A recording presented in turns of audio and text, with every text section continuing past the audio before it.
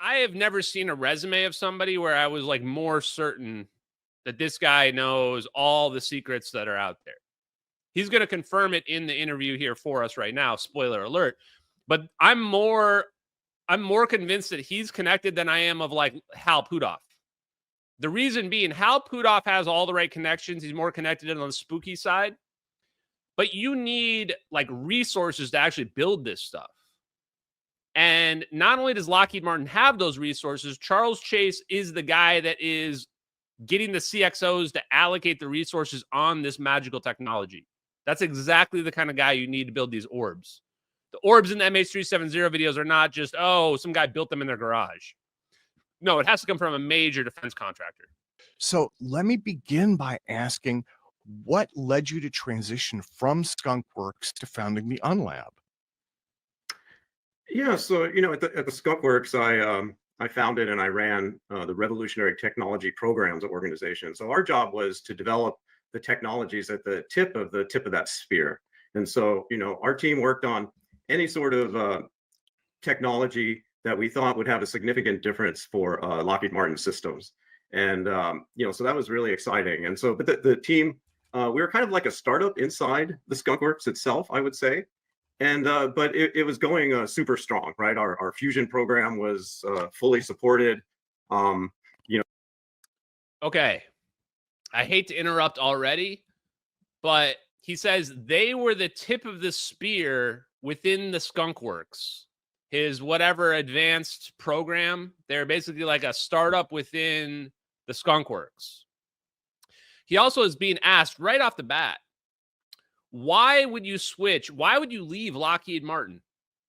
I want you guys to think about this. Why do you guys think Charles Chase left Lockheed Martin? Why? He's going to answer the question in a moment. But that's a great question. Like, you could have kept working for Lockheed Martin. There's no way they were like kicking you out the door. Like, you're a legend, guaranteed. You built their compact fusion reactor. And then right there at the end, he's bringing up right away. He's not even prompted. He's bringing up the compact fusion reactor right here. He's bringing it up.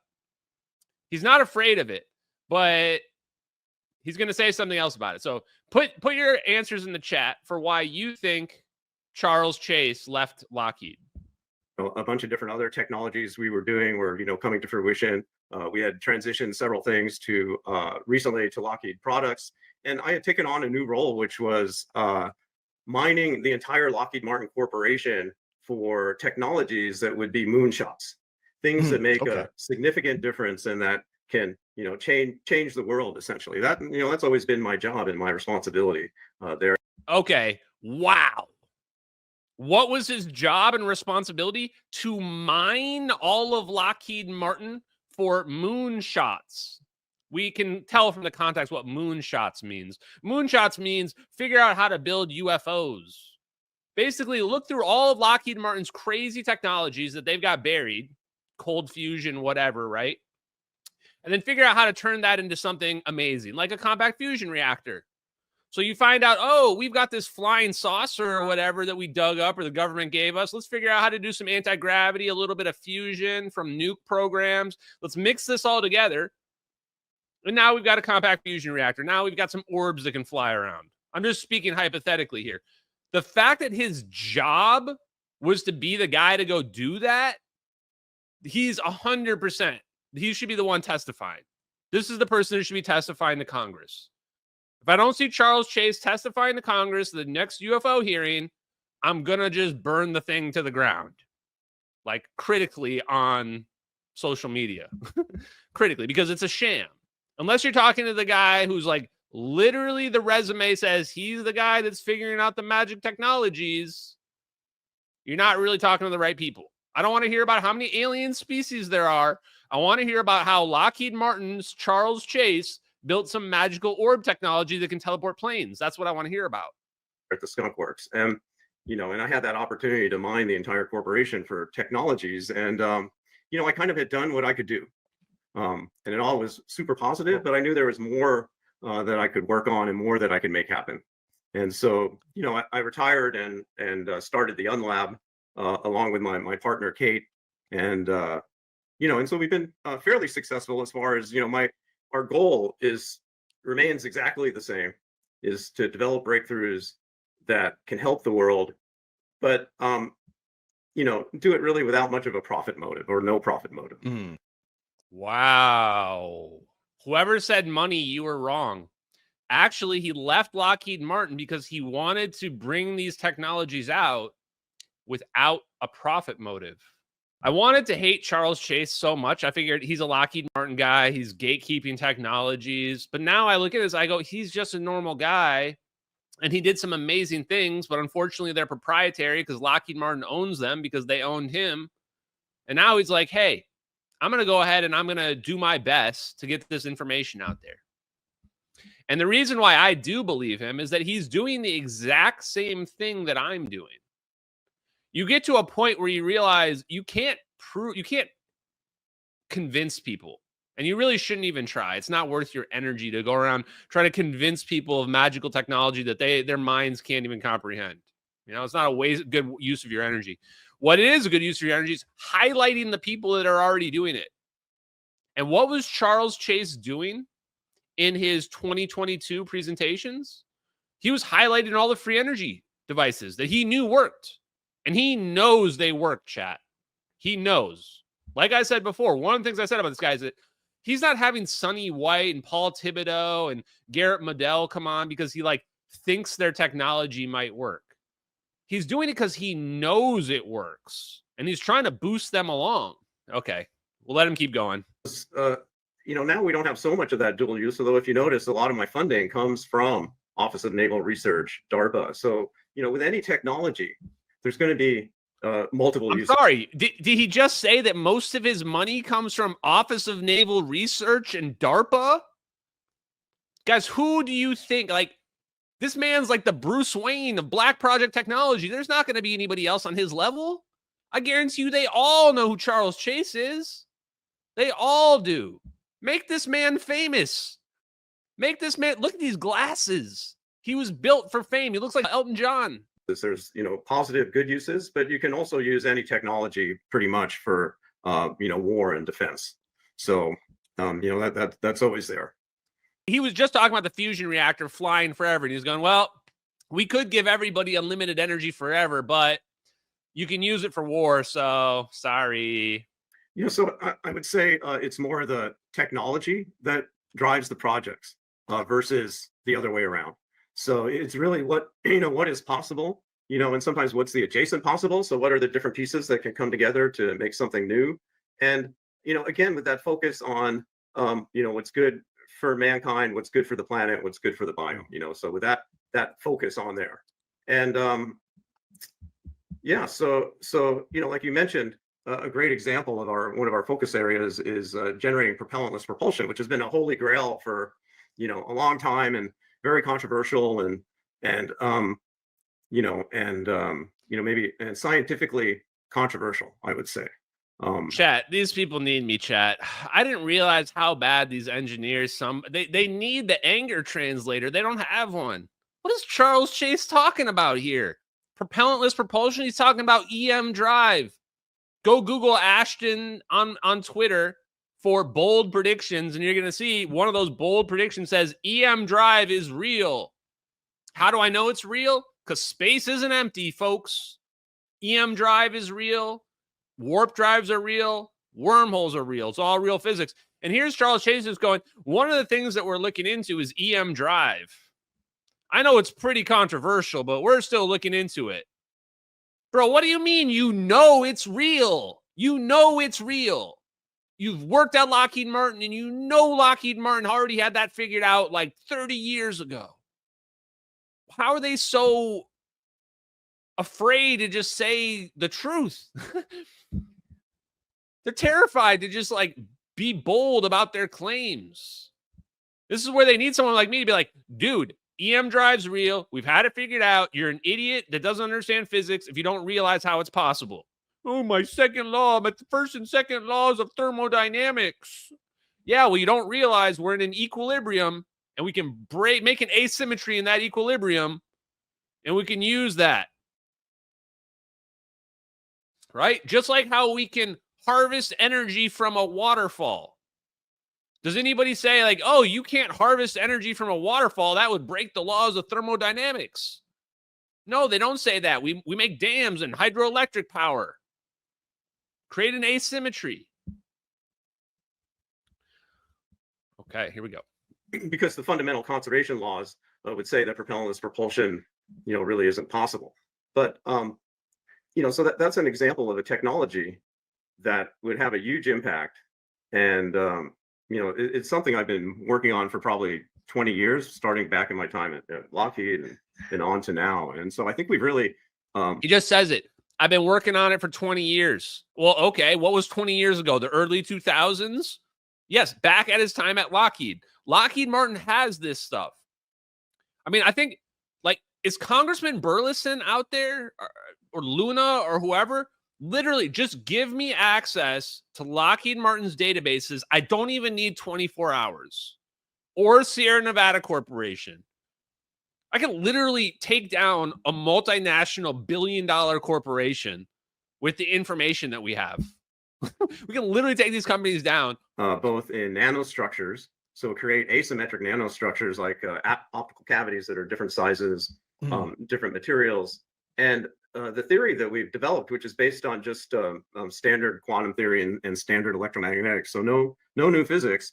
It's actually the same formalism that people use to develop the Casimir force and predict what the Casimir force is. So the Lifshitz approach, we're using that approach to predict forces, and we get forces from nanostructures that are asymmetric. And then I like how he has to be like, oh, and it's not any new physics, guys. We're not redoing the laws of physics. We're just using the same formulations, the same equations, right? Because all they did was they just unified electromagnetism and gravity. That's it. That's all they did. So you just take the equations, you find a way to fit them together. Boom. Turns out, Planck's constant, all connected to this. Those are small forces akin to the size of the Casimir force. But then by using a resonant tunneling diode, which is another asymmetric structure, we can generate what we're predicting are fairly large forces because there's a greater asymmetry there. So okay, resonant tunneling diodes. I'm pretty sure those diodes were the same thing Paul Thibodeau was talking about, isn't it? Somebody have to correct me. I'm too many different science things in my head right now. Resonant tunneling diodes. He's saying, okay, Casimir effect, the force is too small. Everybody always comes at me, the Casimir effect, the force is too small. You can't pull enough energy out of the Casimir effect. Well, now he's saying, well, and what do I always say in response? I say it's an engineering problem. Once you've proven the concept, once you've proven that space is not empty, it's just an engineering problem. And here's the engineering solution. Ya boy, the GOAT, coming with the engineering solution out of nowhere. You should be listening to every word coming out of this man's mouth. Resonant tunneling diodes will amplify the effect. Much more powerful effect. If Charles Chase says it, I already know it's true. This idea of asymmetry, whether it's from a potential difference in the resonant tunneling diode or just asymmetry in geometry and material, a lot of people have been pursuing that sort of asymmetry for generating forces, like you mentioned, way back to Byfield Brown and Brown's work with the asymmetric capacitors that people really like talking about. And it's hard to know what he really measured and did, but so Charles Bueller's work is another example of an asymmetric kind of capacitor configuration. Charles Bueller, shout out, chat. Charles Bueller, shout out. Charles Bueller was on Glenn Beck right after I was on Glenn Beck, and everyone was hammering it because I was saying EM drive is real, chat. EM drive is real. Charles Bueller probably knows. I feel like the NASA guys are like 50-50. Some of them are just too NPC-ish. There's other companies out there like I think Hover Incorporated. There's Evo, I believe. There's different companies out there that have these asymmetric sort of structures that are claiming that they're that are measuring forces. Oh, Evo. Those measurements Evo. are really hard. I know what Evo is, chat. Evo is one of the other EM drives. Evo, IVO is what it is. Evo. It's not EVO, it's IVO. Evo is the one that I was talking about recently, chat. Remember, like 6 months ago, I said, one of the EM drives was supposed to be tested at the end of 2024, and it had a malfunction, or maybe it was end of 2023. It had a malfunction, but they didn't announce it until like 4 or 5 months later. They said, oh, the test just didn't work. Sorry, we weren't able to test it. They were supposed to test the EM drive in outer space, and it just had a malfunction and just didn't work, didn't get it tested out. That was the IVO people, the EVO people. That's who Charles Chase, or what Charles Chase is talking about right here. So Charles Chase knows all the EM drive companies as well. He knows Charles Bueller. He knows IVO. And then the other one was Hover Incorporated. I haven't even heard of them yet, but we'll be looking up them later too. This is just like, we literally found like Smog's cache of gold and gems.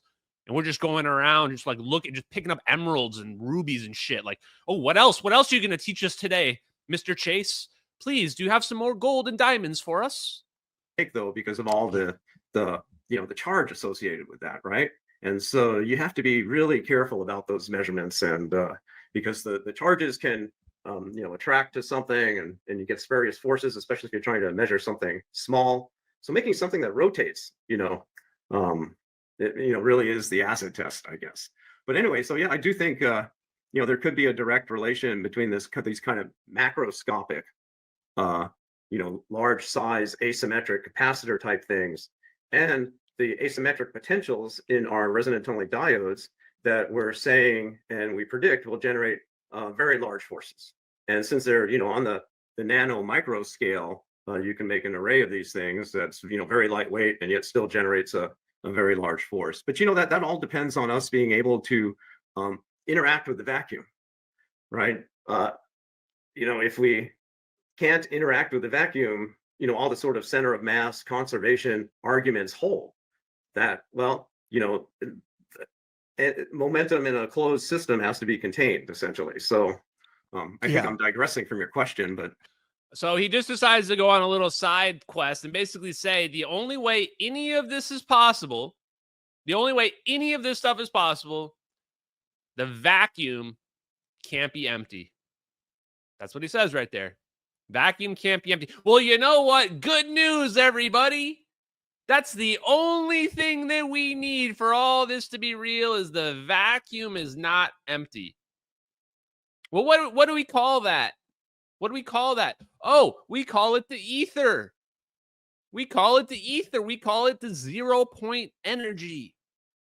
Time is an interesting component. Like, does it reach, I'm just bringing up things that enter my mind, right? Time is a component there. And does it reach some sort of those type of devices, reach some sort of equilibrium after some amount of time? We worry about that with our own, or think about that with our own device as well. What happens over time with that. But these are the sort of things that are at the edge of our understanding of science, right? With vacuum fluctuations, there's the big difference between what the cosmological constant and QED predicts for the energy density of the vacuum is 120 orders of magnitude different, right? So this is an area of science where science doesn't know really what's going on. And there's another situation right there, right? We're looking at a man that's built magical technology, literally built a compact fusion reactor, and he's playing coy about how much vacuum energy there is. He's going, there's 120 orders of magnitude between the cosmic microwave background, which is what we think of as the background energy, and the background energy is calculated based on quantum mechanics. This is very important, so I'm going to say it one more time. This 0-point energy all around us everywhere, this ocean of energy we're in, if we measure it just based on the heat, the cosmic microwave background, it's this tiny, tiny little amount. If you talk to a lot of academics, they're going to say, no, there's only a tiny amount of vacuum energy, because they don't know what they're talking about. But if you do quantum mechanics, if you actually go and calculate at the quantum scale how much energy there is, and then extrapolate it, it's practically infinite.